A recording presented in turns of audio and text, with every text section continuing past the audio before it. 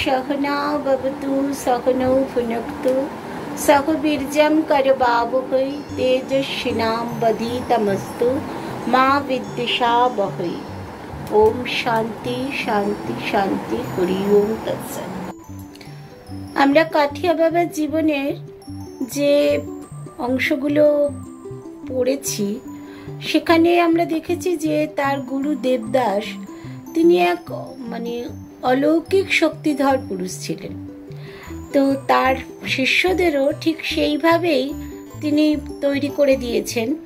তো যেহেতু শক্তিধর এরকম একজন গুরুর আশ্রয় লাভের পরপরই রামদাসজির জীবনেও দুশ্চর তপস্যার অগ্নি প্রজ্বলিত হয়ে ওঠে। অর্থাৎ তার জীবনেও প্রচণ্ডভাবে তিনি চেষ্টা করতে থাকেন, ভীষণভাবে তার যে কোনো রকম ধরনের কঠিন সাধনা তিনি করতে থাকেন এবং শীত নেই গ্রীষ্ম নেই ধুনি জ্বালিয়ে রামদাসকে সারা রাত ভজন করতে হতো। এবং মাঘ মাসের প্রচণ্ড শীতে তাদের যে গায়ে দিতে হতো একটা হচ্ছে 3 হাত লম্বা একটা সুতির বস্ত্র, সেটা গায়ে দিয়েই তাদের দিন কাটত।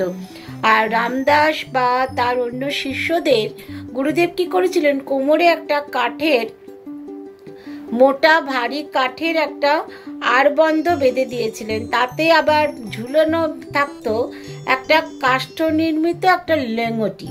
তো সেইটা নিয়ে তো তারা তো না পারতেন শুতে, না পারতেন বসতে, খুবই কষ্ট হতো। তো রামদাস সেজন্য কি করেছিল যে যাতে ঘুম একটু যতটুকু শোবে ততটুকু ঘুম হয়, সেজন্য রামদাস ওইটা পরে কিছুতেই শুতে পারতেন না। সেজন্য তিনি কি করতেন যে ওই যে কোনো জায়গায় বালি রয়েছে বা মাটি রয়েছে এরকম জায়গায় তিনি সেখানে তার শয্যা স্থাপন করেছিলেন এবং সেখানে কি করতেন ওই কাঠের যে আড়বন্ধটা সেটা বালির মধ্যে বা মাটির মধ্যে ঢুকিয়ে দিতেন, দিয়ে তারপরে সোজা হয়ে শুতেন। কারণ তাছাড়া তারা ওই সোজা হয়ে শুতেই পারতো না। তো যার ফলে রাত্রিবেলা তাদের কিছুই ঘুম হতো না, কিন্তু ওই সাময়িক একটা বিশ্রাম শুধু হতো। এবং গুরুদেবও কিন্তু তাদের এইভাবে কৃচ্ছ সাধন করিয়ে করিয়ে প্রত্যেকটি শিষ্যকে তিনি একদম উপযুক্ত করে গড়ে তুলছেন। তো একদিন গুরুদেব তাকে বললেন যে তুমি একটা কাজ করো, যে দ্বারকাধাম দর্শন করে এসো। কারণ তাদের যেহেতু তারা ওই কৃষ্ণ ভক্ত, তো সেজন্য দ্বারকাধাম দর্শন করাটা হচ্ছে তাদের একদম খুব প্রয়োজনীয়। তো রামদাস তখন বললেন যে গুরুর চরণ ছেড়ে তিনি কোথাও যাবেন না, তিনি গুরুর চরণ আশ্রয় করেই বেঁচে আছেন, সুতরাং গুরুর চরণ ছেড়ে তিনি কোথাও যাবেন না। তখন দেবদাস জি প্রচণ্ড তাকে বকাবকি করলো যে দেখো যে আমি দ্বারকাধাম দর্শন করে এসেছি, আমার গুরুদেব দ্বারকাধাম দর্শন করে এসেছেন, তারও গুরুদেব দর্শন করে এসেছেন, সুতরাং তুমি কে, তুমি যাবে না এই কথাটা বলছো কি করে, তোমাকে অবশ্যই যেতে হবে। তো যাই হোক গুরুদেবের আদেশ, সেজন্য রামদাস বাধ্য হয়ে ওই দ্বারকার পথে সেদিন পা বাড়ালেন এবং তারপরে দর্শন করে তারপরে যখন তিনি ফিরে এলেন তখন দেখলেন যে তার গুরুদেব দেহ রেখেছেন। তো এইটা রামদাসজির দেবদাসজি চলে যাওয়াতে রামদাসজি এত ব্যথা পেয়েছিলেন, এত কষ্ট পেয়েছিলেন যে গুরুকে অবলম্বন করে আমি করলাম যে ঘর ছেড়ে চলে এলাম, সেই গুরুদেবই আমাকে ছেড়ে চলে গেলেন। তো এইটা ভাবতে ভাবতে তার এত তীব্র তিনি শোকে হয়ে গেলেন, যে শোকে মুহ্যমান হয়ে গেলেন, যে তখন তার যেন আর কিছু ভালো লাগছে না। মাথায় তার সমস্ত চুলগুলো জটা পাকিয়ে রয়েছে, বিরাট লম্বা জটা ছিল, সেই জটাগুলো টেনে টেনে ছিঁড়তে লাগলো। তো এইটা দেখে সেই এমন চুল টেনে ছিঁড়ছে যে রক্তপাত পর্যন্ত হতে লাগলো। তখন তার অন্য সমস্ত শিষ্যরা দেবদাসজি তারা কি করলো, রামদাসকে এরকম অবস্থাতে একদম পুরো মাথাটাকে ন্যাড়া করে দিল, যে সমস্ত চুলগুলোকে ওই জটাগুলোকে কেটে দিয়ে একদম ন্যাড়া করে দিল। তো 7 দিন এরকম ধরনের শোকের মধ্যে কাটলো, ভীষণ কান্নাকাটি করছে, গুরুর দর্শনে তার কিছু ভালো লাগছে না, তো অস্থির হয়ে যাচ্ছে। তো তখন এই 7 দিনের দিনে যে দেবদাসজি তাকে দেখা দিলেন এবং দেখা দিয়ে তখন তাকে বললেন যে দেখো, তো আমি এখান থেকে চলে গেছি ঠিক আছে, কিন্তু তোমাদের ছেড়ে আমি যাইনি। আমার এই জীবনটা যেটা ছিল একটা দেহ নিয়ে আশ্রয় করেছিল, সেখান থেকে আমি মানে চলে গেছি, কিন্তু তোমার এবং আমার মধ্যে ব্যবধান কিচ্ছু কমেনি। আর প্রয়োজন যখনই হবে তখন আমাকে স্মরণ করবে, আমি তোমাদের দর্শন দেব। এবং এইটাই দেবদাসজির কৃপার কথা বলতে গিয়ে কাঠিয়া বাবা বারবার বলেছেন যে যখনই তার জীবনে কোনো রকম সমস্যার উদ্ভব হয়েছে তখনই কিন্তু দেবদাসজির তাকে দেখা দিয়েছেন এবং দেখা দিয়ে তাকে মানে তার যা কিছু সমস্যা সেগুলোকে মিটিয়ে দিয়েছেন। তো এইরকম একদিন তিনি ভাবলেন যে গ্রীষ্মের সময় তার মানে তাদের তো কঠোর সাধনা, গ্রীষ্মের সময় কি করতেন যে ওই পঞ্চধুনি জ্বালিয়ে তার মধ্যে বসে যে পঞ্চতপা করতেন। আর শীতকালের সময় বরফ গলা জলে নদীর মধ্যে ডুবে মানে একদম গলা পর্যন্ত সেখানে ডুবিয়ে সেখানে বসে বসে ধ্যান করতেন। তো এটাই ছিল তার সাধনা। তো এমন অবস্থা হতো যে ওই বরফ গলা জলে সারা রাত্রি তিনি সেখানে জলের মধ্যে ঢুকে বসে তপস্যা করছেন। আর সকালবেলা যখন তাকে তুলে আনা হতো তখন তার পূর্ণ মানে যে সতীর্থরা তারা যে তুলে নিয়ে আসতো তখন তার দেহ একদম নিষ্পন্দ হয়ে যেত। তখন তাকে ওই আগুনের তাপ দিয়ে দিয়ে কোনো রকমে তার মানে কাঠিয়া বাবা তারপরে তার চোখ খুলতো, এরকম অবস্থা হয়েছিল। একবার কি হয়েছে যে মানে যেহেতু তিনি খুব মানে শক্তিশালী একজন সাধু হয়েছিলেন, সেজন্য সাধুরও কিন্তু শত্রু আছে। মানে এটাই আমরা মানে জানতে পারি যে সাধু যে মানে তার কোনো শত্রু থাকবে না তাও কিন্তু নয়। তো কাঠিয়া বাবা এরকম এই পঞ্চধুনি জ্বালিয়ে তিনি একটা গ্রীষ্মকালে বসে সাধনা করছেন এবং তার সঙ্গে আর একজন সন্ন্যাসীও রয়েছে। এবার এই সন্ন্যাসী সে কিন্তু কাঠিয়া বাবার এই যে দিনের পর দিন তার যে নাম যশ হচ্ছে সেটাতে কিন্তু তার মনের মধ্যে হিংসা মানে খুব বেশি ভাবে খুব প্রচণ্ড হিংসা তার মনের মধ্যে হয়েছে যে এই পঞ্চতপার মতন এই সাধনা করছে, তো এতে আরও বেশি শক্তিশালী হবে, তার থেকে একে আমি পুড়িয়ে মেরে ফেলবো। কি করেছেন, ওই যে পঞ্চধুনি জ্বালিয়ে তিনি তার মধ্যে বসে সাধনা। তো কাঠিয়া বাবাকে সবাই জিজ্ঞাসা করলো যে মহারাজ, আপনি যে এরকম প্রচণ্ড ধূমের মধ্যে আপনি ছিলেন এবং এত আগুনের মধ্যে আপনি বসে তপস্যা করছিলেন, আপনার শরীর তো এতটুকু মানে তাতে দগ্ধ হয়নি, কি করে এরকমটা হলো? তখন তিনি বললেন, দেখো ওই যে পঞ্চধুনি জ্বালিয়ে যখন সাধক ভিতরে ঢুকে প্রবেশ করে সেখানে তপস্যা করে তখন কি হয় যে তাদের সেখানে মন্ত্র কি মানে আগুন থেকে বাঁচার জন্য তাদের যে মন্ত্র যেটা সে গুরুদেবের কাছ থেকে পেয়েছে সেই মন্ত্রটাকে চৈতন্যময় করে নিতে হয়। এবং এটা আরো বলেন যে তিনি একটু হাসতে হাসতেই বলেন যে যাদের দেহ অগ্নিতে ক্লিষ্ট হয়ে যাবে বা দগ্ধ হয়ে যাবে তারা কিন্তু একেবারেই যোগী নয়, এটা জানবে। অর্থাৎ তিনি যে যোগী সেটাও কিন্তু অন্য তার ভক্তদের কাছে বলে দিলেন। তো এরপরে হচ্ছে তার মানে ক্রমশ তার বিভিন্ন রকমভাবে তার যোগ সিদ্ধি মানে লাভও হয়েছিল এবং তার নামও বিভিন্ন জায়গায় ছড়িয়ে পড়ল। একবার ওই সাধন এবং পরিব্রাজনকালে তার বিভিন্ন রকমের প্রয়োজন মানে প্রকট হতো এবং এরকম একটা যমুনার ধার দিয়ে আগ্রাতে একবার তিনি আগ্রাতে গেছেন, সেখানে যমুনার ধার দিয়ে তিনি চলছেন, তখন হচ্ছে সিপাহী বিদ্রোহের কারণে তো তাকে ওই যমুনার মধ্যে যে গোড়া পল্টনে ভর্তি একটা ছোট জাহাজ নোঙর করা ছিল, সেই জাহাজের মধ্যে থেকে একজন গোড়া তার দিকে মানে করছে যে তাকে মানে ওই যে যমুনার পাড় দিয়ে সে হেঁটে আসছে তাকে গুলি করে মানে করে দেবে, যে সেখানে আসতে বারণ করছে, কিন্তু তিনি তো তার কথা শুনতেও পাচ্ছেন না, বুঝতেও পারছেন না, তিনি এগিয়ে আসছেন। তখন সে কি করেছে যে ওই গোড়া পল্টন সে তখনই গুলি ছুড়লো তার দিকে, কিন্তু গুলিটা কানের পাশ দিয়ে চলে গেল, তার দেহ একটুও স্পর্শ করলো না এবং তিনিও কোনো রকম ভাবে গোড়া পল্টনের কোনো কিছু, মানে ও যে এতবার চিৎকার করছে যে এখানে এসো না, তুমি চলে যাও, সেগুলো সমস্ত কানেই নিচ্ছে না। তখন সে আবার বন্দুক তুলে গুলি চালাতে আবার উদ্যত হয়েছে। সেটা দেখে কাঠিয়া বাবা একটু বিরক্ত হয়েছে এবং অস্ফুট স্বরে বলছে, এ তো ভালো বিপদ হলো, এ দেখছি আজকে কিছুতেই ছাড়বে না। এবং তারপর তিনি কিছুক্ষণ বাদে মানে ওইখান থেকে অন্তর্লীন হয়ে কিছুক্ষণের জন্য তিনি দুটো চোখকে মুদ্রিত করলেন। এবং ক্ষণেক পরেই যাচ্ছে যে সৈনিকের যে মানে বন্দুকটা হাতে ধরা ছিল, সেই বন্দুকটা তার হাত থেকে পড়ে সোজা যমুনার জলে পড়ে গেল।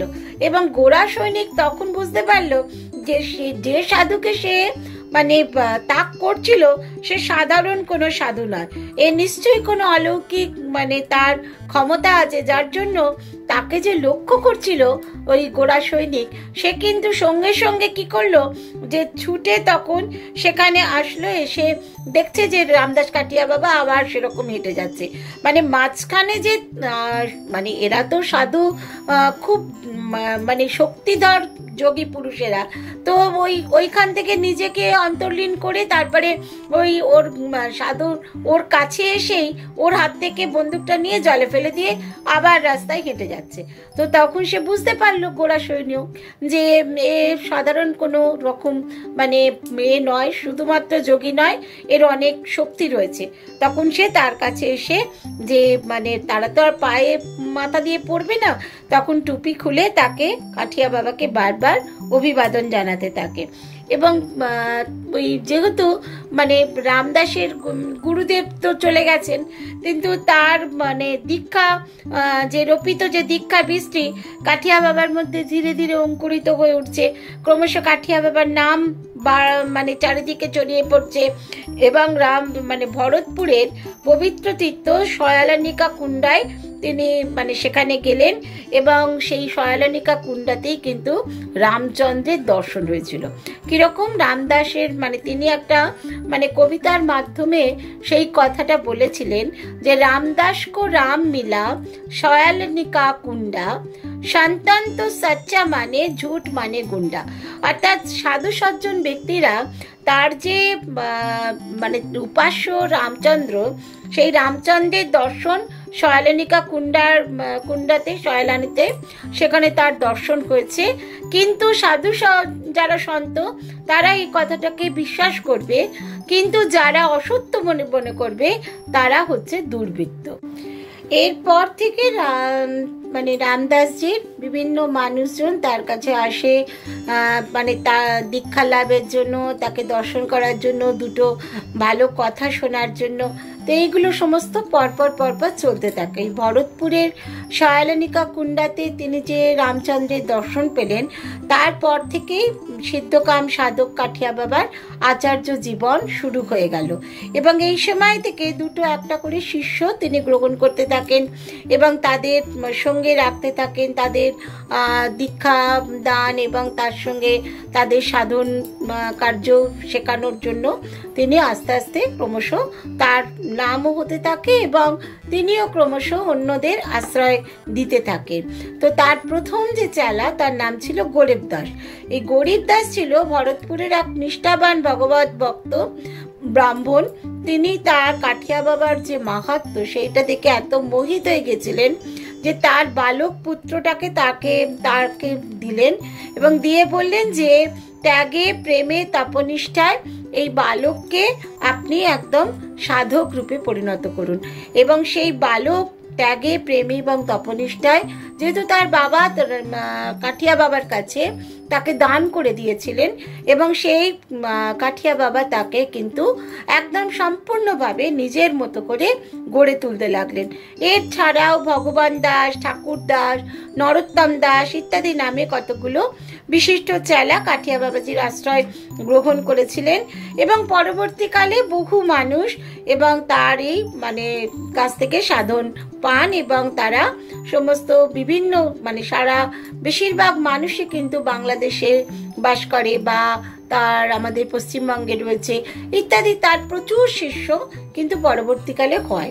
তো মঠের তপস্যা পর্যটনের পালা যখন সাঙ্গ হয়ে গেল, তখন তিনি ঠিক করলেন যে এবার লোকগুরু রূপে তার আত্মপ্রকাশ হবে।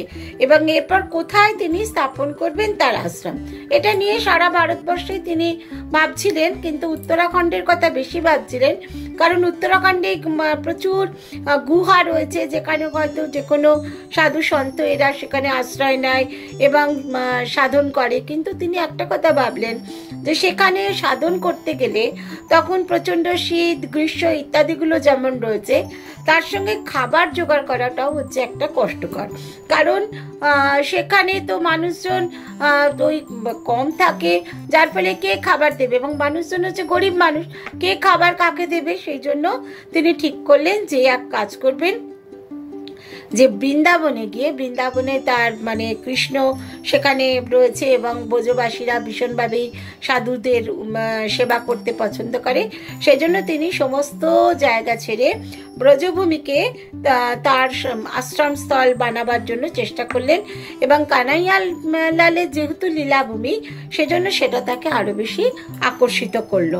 এবং এই পবিত্র ভূমিতে তিনি বুঝতে পারলেন যে সাধুদের সেবার জন্য ব্রজবাসীরা, ব্রজমাই যারা, তাদের খুব স্বাভাবিক আগ্রহ রয়েছে, এবং বৃন্দাবনেই সেজন্য তার মানে আশ্রম গড়ে তোলার জন্য তিনি সিদ্ধান্ত নিলেন। এবং গঙ্গা তীরে কোনো একটা মানে বটবৃক্ষ তলে তার কাঠিয়া বাবা তার আসনটি প্রথম পাতলেন, এবং সঙ্গে রইলেন কে, গরিব দাসজি, মানে যাকে ওই বাবা তার কাছে দান করেছিলেন। এবং যমুনার ঘাটে প্রচুর মানুষজন আছে, এবং তারা সকলেই এই তেজোদ্দীপ্ত সুদর্শন সাধুকে তাদের প্রণাম জানিয়ে যায়। তিনি যে ধর্মকথা আলোচনা করছেন সেগুলো শোনে, এবং তার জন্য তারা তাকে কিছু চাল ডাল ইত্যাদিও তার কাছে অর্পণ করে। তাই দিয়ে তাদের সুন্দর চলে যাচ্ছিল।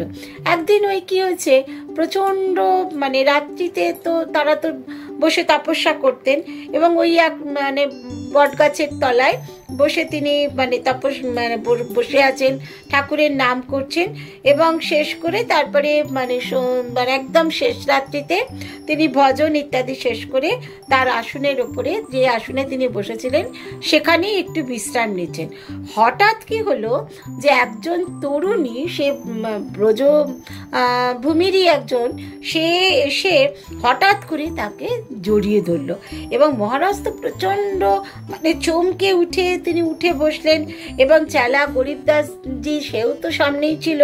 তখন মহারাজ তাকে, সেই মেয়েটিকে মানে বলছেন যে তুমি কে, তুমি কেন এরকম ভাবে এসে আমাদের বিরক্ত করছো। তখন সে বলছে যে সে বিধবা, সে সারাদিন ধরে দেখেছে যে এত সুন্দর, এত সুপুরুষ যে একজন মানে স্বামীজি, তো সেই জন্য সে সাধু, তো তার সেই জন্য মনে হয়েছে যে এই সাধুর কাছেই সে নিজেকে অর্পণ করবে।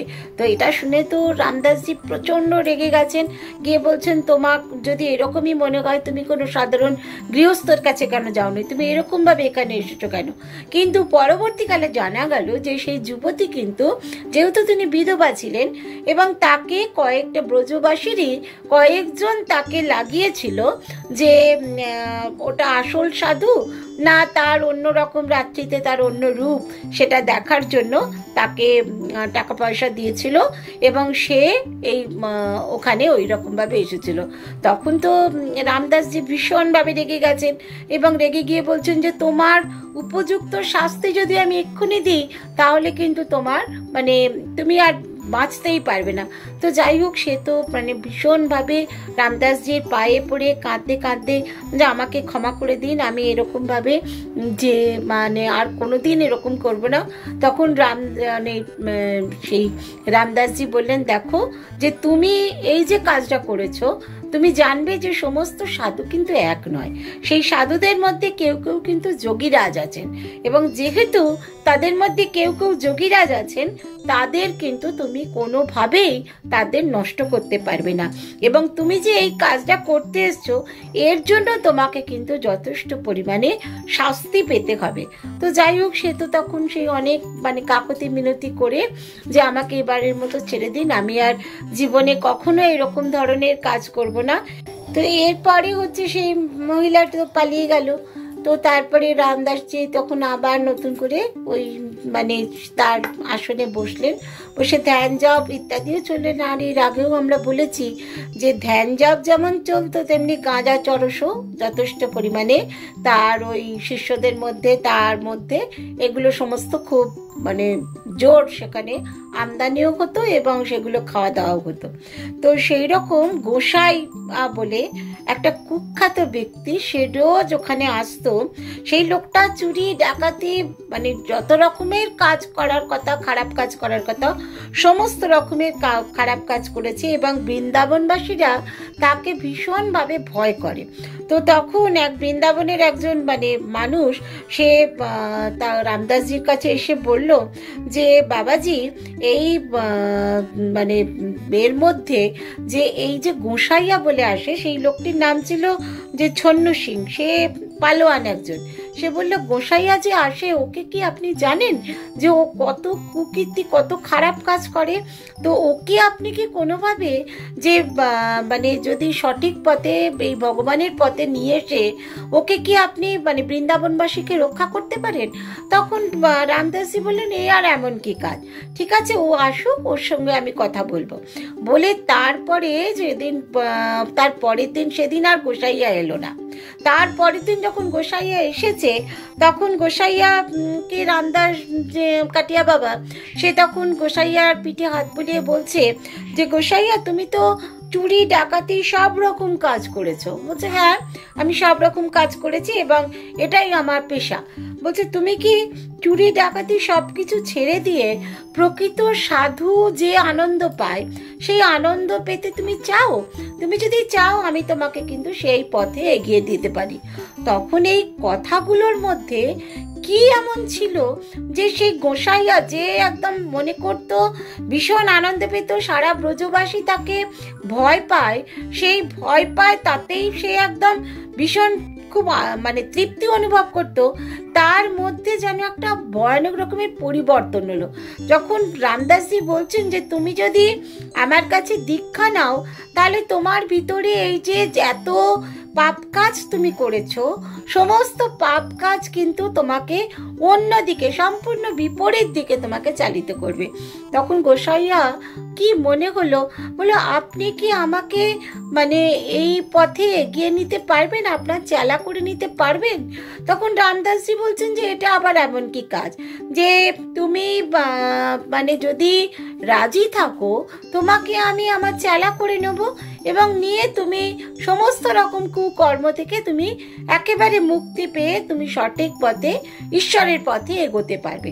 তখন সে হাত জোর করে বলল যে মহারাজ আপনি যদি সেই কাজ করতে পারেন তাহলে আমি খুব খুশি হব, কারণ আমি মানুষের ক্ষতি করে যে আনন্দ পাই আপনি যদি আমাকে ভালো পথে এগিয়ে দিতে পারেন তাহলে আমি খুব আনন্দ পাবো। তখন সেই মহারাজ তাকে মানে রামদাস কাঠিয়া বাবা তখন তাকে দীক্ষা দিলেন এবং দীক্ষার সঙ্গে সঙ্গে এগুলো হচ্ছে এক একটা অহৈতুক কৃপা। যদি ছন্নু সিং না বলতো তাহলে গোসাইয়ার জীবনেও এই ধরনের পরিবর্তন আসতো না, কিন্তু যেহেতু ছন্নু সিং মহারাজকে বলেছিলেন যে মহারাজ ওকে মানে সমস্ত ব্রজবাসী ভয় করে, সেখান থেকে ব্রজবাসীদের আপনি উদ্ধার করুন, ব্রজবাসীদের আপনি মানে রক্ষক হয়ে কাজ করুন। তো সেই রক্ষক হয়ে কাজ করার জন্য গোসাইয়াকে যেই দীক্ষা দিলেন গোসাইয়া কিন্তু আমূল পরিবর্তন হয়ে গেল এবং তারপর সে ধ্যান জপ ইত্যাদির মধ্যেই সারা দিন অতিবাহিত করতে লাগলো। তার যে মানে ডাকাতি করতো, চুরি করতো, মানুষকে অত্যাচার করতো, সমস্ত কিছু তার একদম শেষ হয়ে গেল। তারপর দেখা গেল যে যমুনার ওই তীরে একটা নিভৃত অঞ্চলে গোসাইয়া তার ভজন পূজন ইত্যাদি নিয়ে দিন কাটায় আর নতুন একটা মানুষে পরিণত হলো। যা পাপ কাজ সে এতদিন ধরে করছিল সমস্ত পাপ কাজগুলো সে তখন আবার মানে কবিতা লিখে সেগুলোতে সুর দিয়ে দিয়ে গান গাইতে লাগলো, এবং তার ফলে তার যে একটা পরিচয় নতুন হলো সদানন্দময় মহাবৈরাগী পুরুষ রূপে। সে তার নিজের যাবতীয় কুকর্ম সেগুলোকে সমস্ত ওই মানে কবিতার মতন লিখে সেটাতে সুর দিয়ে গান করে সে তাকে যে রামদাস কাঠিয়া বাবা একটা ভিন্ন মানুষে পরিণত করে দিতে পারলেন সেই কথা সে গানের মাধ্যমে সকলকে শোনাতে লাগলো। তো এরপরে আরো একটা ঘটনা আমরা দেখতে পাই কি, যে ওই দিনের বেলা বলছি যে দিনের বেলা তার মানে ওখানে যেখানে তার আসন ছিল সেখানে প্রচুর মানুষ কিন্তু ওই গাঁজা চরস ইত্যাদি পান করার জন্য আসতো। যেরকম আমরা দেখি যে আমাদের তারাপীঠ অঞ্চলে প্রচুর মানুষ যায়, যে যারা হয়তো ওই গাঁজা চরস খেতেই যায়, আবার কিছু মানুষ হয়তো সাধনা করতে যায়। তো সেখানে তাদের কাছেও রামদাস কাঠিয়া বাবার ওখানেও কিন্তু বেশ কিছু মানুষ দুপুরবেলায় আসতো যারা কিন্তু ওই গাঁজা চরস প্রচণ্ড পরিমাণে খেত, আর রাত্রিবেলা তারা বিভিন্ন জায়গায় চুরি করে বেড়াতো। তো তখন একদিন এইরকম একদল তস্করের সঙ্গে রামদাস কাঠিয়া বাবার প্রচণ্ড মানে বাক বিতণ্ডা হচ্ছে। তো তারা সংখ্যায় 3 জন ছিল। তো উত্তেজিত হয়ে দুর্বৃত্তরা তাকে বলছে, বাবাজি তুমি আমাদের এমন করে ধমকে কথা বলো, তোমার সাহস তো দেখি কম নয়, এর প্রতিফল তুমি একদিন পাবে। তো বলছে তোরা কি করবি? বলছে কারণ এখানে এত মানুষ আসে, এত টাকা পয়সা দেয়, আর এত তোমার এখানে পুরি কচুরি ইত্যাদি প্রচুর পরিমাণে খাওয়ানো দাওয়ানো হয়, তার মানে তোমার ভালোই টাকা পয়সা আছে, একদিন রাত্রিবেলা তুমি টের পাবে যে আমরা কি লোক। তখন রামদাস কাঠিয়া বাবা তিনি তো বুঝতেই পারছেন ওরা কারা, তো তিনি বলছেন যে তোরাও টের পাবি যে তোরা কার সঙ্গে কথা বলছিস, আজ থেকে কয়েকদিনের মধ্যেই দেখবি তোরা পুলিশের হাতে গ্রেপ্তার হয়ে যাবি। এই কথাটা যেই বলেছে তখন ওই দুর্বৃত্ত 3 জন তারা তো একটুখানি ঘাবড়েও গেছে, বলছে ও আমাদের জেলে পুরতে পারে এরকম কোনো জেল এখনো তৈরি হয়নি, আর এই বৃন্দাবনের পুলিশও জানবে যে আমাদের ভয় করে। বলছে ঠিক আছে, তোদের যদি ভয় করে তখন দেখা যাক আগামী 2-3 দিনের মধ্যে কি হয়।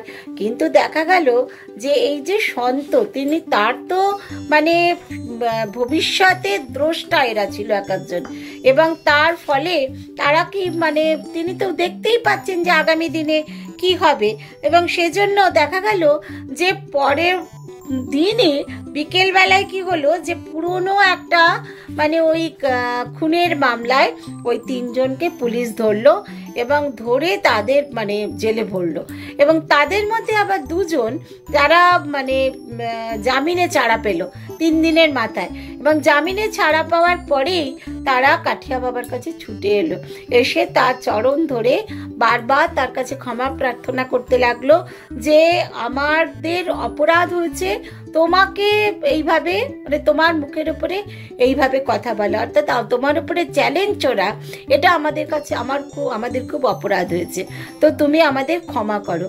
এই কথাটা বলতে তিনি বললেন ঠিক আছে বেশ কথা, কিন্তু তোরা প্রতিজ্ঞা কর যে তোরা কখনো চুরি ডাকাতি করবি না এবং সাধুদের সঙ্গে কোনো খারাপ কথা বলবি না, সাধুদের সঙ্গে সব সময় সাধুদের মর্যাদা রেখে চলবি। তখন তারা কিন্তু মানে 2 জনে প্রতিজ্ঞা করলো যে আমাদের আর এরকম ভাবে তুমি দেখতে পাবে না। কিন্তু দেখা গেল যে এই 2 জন লোক মানে মুক্তিও পেয়ে গেল, যে যেদিন তাদের মকদ্দমা দিন দেখা গেল কাঠিয়া বাবার কাছে যে 2 জন আশ্রয় লাভ করতে এসছে তারা মুক্তি পেয়ে গেল, কিন্তু তৃতীয় যে ব্যক্তিটা ছিল যে আসেনি তার কারাদণ্ডের আদেশ হলো। তো কিছুদিন বাদে কাঠিয়া বাবা মথুরার রাস্তায় চলছেন, দেখছেন যে তৃতীয় চোরটা কোমরে ওই শিকল বাঁধা, সে সরকারি রাস্তা মেরামতের কাজে নিযুক্ত আছে। তখন তো কাঠিয়া বাবা তাকে দেখে চিনতে পেরেছেন যে এটা সেই তৃতীয় ব্যক্তি যে তার কাছে আসেনি, অথচ সে ওই রাস্তার কাজ করছে, কারণ মানে পুলিশের এখানে বসে তো কেবল খাওয়াবে না, তাদের দিয়ে হাড় ভাঙা পরিশ্রম করে নেবে। সে তখন কাঠিয়া বাবাকে রাস্তায় দেখে হাউমাউ করে কাঁদতে কাঁদতে তার পায়ের কাছে এসে পড়লো এবং বলল, বাবাজি মহারাজ, আমরা ব্রজবাসী, আমরা অবোধ বালক, আমরা তোমার সঙ্গে যে ব্যবহার করেছি সেটাতে এই রকম দণ্ড তুমি আমাকে দিয়েছো, এই দণ্ড দেওয়া তোমার উচিত কি হয়েছে, তুমি আমাকে ক্ষমা করো।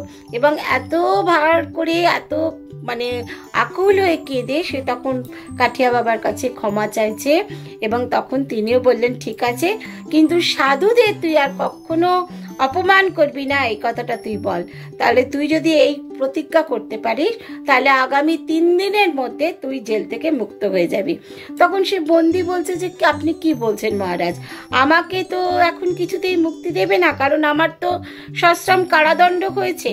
বলছে যে ঠিক আছে, আমি বলেছি আমার সন্তর মুখ দিয়ে যে কথা বেরিয়েছে সেই কথা তো ফেরত আসবার নয়, সুতরাং তুই মুক্ত হবি, এই কথাটাই আমি তোকে বলে দিয়ে গেলাম। কিন্তু দেখা গেল যে কয়েদি ঠিক 3য় দিনের মাথায় মুক্ত হয়ে এলো, কারণ সরকার থেকে একটা বিশেষ আদেশ বার করা হয়েছিল যে প্রত্যেক কারাগার থেকে 3 জন করে কয়েদিকে মুক্তি দেয়া হবে, এবং তাদের সেই 3 জনকে যাতে তারা সঠিক জীবনে ফিরতে পারে সেই জন্য তাদের ব্যবস্থা নেওয়া হবে। তো দেখা গেল বাবাজি যে ওই 3য় যে চোরটি তাকে যে কথাটা বলে গিয়েছিল সে কিন্তু ওই 3 জনের মধ্যে একজন হলো, এবং তাকে মুক্ত করে দেওয়া হলো, এবং মুক্তি পেয়েই সে তখন কাঠিয়া বাবার কাছে ছুটে এলো। এসে সেই কাঠিয়া বাবার পদধূলি নিয়ে তার পায়ের উপরে সে পড়ে প্রতিজ্ঞা করলো যে আর কোনোদিন সে কোনো সাধু সন্তকে যেমন অপমানও করবে না, আর কোনোদিন সে এরকম কুকার্য করবে না। তো এই পর্যন্ত আজকে আমরা রামদাস কাঠিয়া বাবার জীবনের কথা আলোচনা করলাম। আগামী দিনে আমরা তার জীবনের কথা আরও বেশি পড়ব, এবং আমরা সবাই তার সম্পর্কে জানতে চেষ্টা করব। সবাইকে প্রণাম জানাই, নমস্কার।